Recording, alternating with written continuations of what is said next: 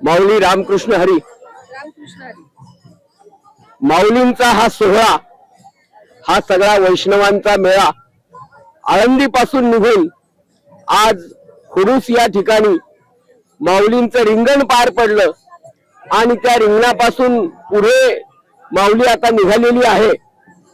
या वारी मार्गावर खूप मोठ्या प्रमाणावर अन्नदान होत असतं आणि त्यामुळे वारकऱ्यांना जी गरज असते ती वारकऱ्यांची गरज यामुळे जी आहे ती भागवली जाते.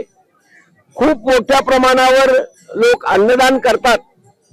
या ठिकाणी आपल्या बरोबर ज्या माऊली आहेत त्या माऊलींनी सुद्धा खूप मोठ्या प्रमाणावर या ठिकाणी खुडूसच्या पुढे अन्नदान केलेलं आहे आणि त्यांच्याशी आपण थोडा वार्तालाप करू.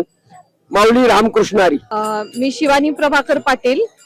मी सर्वांना एकच विनंती करते की जसं पांडुरंग आणि रखुमाईंनी आपल्या सर्व वारकऱ्यांची काळजी घेतलेली आहे, कुठल्याच वारकऱ्यांना एक घासही एक थेंबही पाण्याचा कधी कमी पडलेला नाही आहे अखंड आपल्या वारीच्या अखंड इतिहासामध्ये. तसंच मी एवढी विनंती करीन सर्वांना, समस्त महाराष्ट्राला, समस्त वारकरी संप्रदायाला, समस्त आपल्या येणाऱ्या भाविकांना, भक्तांना, की जनावरांचीही काळजी घेणं हे आपलं परम कर्तव्य आहे.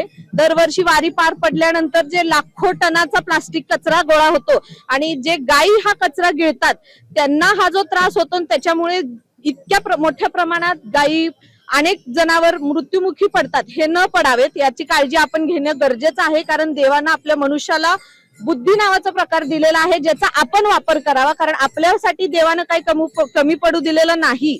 तसंच आपण जनावरांसाठी काही कमी पडू न देता जसं आपले हे निसर्ग प्रेमी, हे निसर्गवारी, निसर्ग प्रेमी आपल्यासोबत हे काका आहेत. जशी ह्यांनी सांगितलं की पळसाच्या पानापासून पत्रावळी आपण घ्यावी आणि त्याचा उपयोग करून वारकऱ्यांना जेवण द्यावं. तसंच आम्ही पुढच्या वेळी पळसाच्या पाण्यातच वारकऱ्यांना अन्न देऊ इच्छितो किंवा द्यायचा प्रयत्न नक्की करू. ह्यावेळी सुद्धा आम्ही जास्तीत जास्त कागदाचे पत्रावळ्या व कागदाचे जे काही आम्हाला वापर करून अन्न देता येईल त्यातून आम्ही आमचा हा निसर्गाला वाटा देण्याचा प्रयत्न केलेला आहे.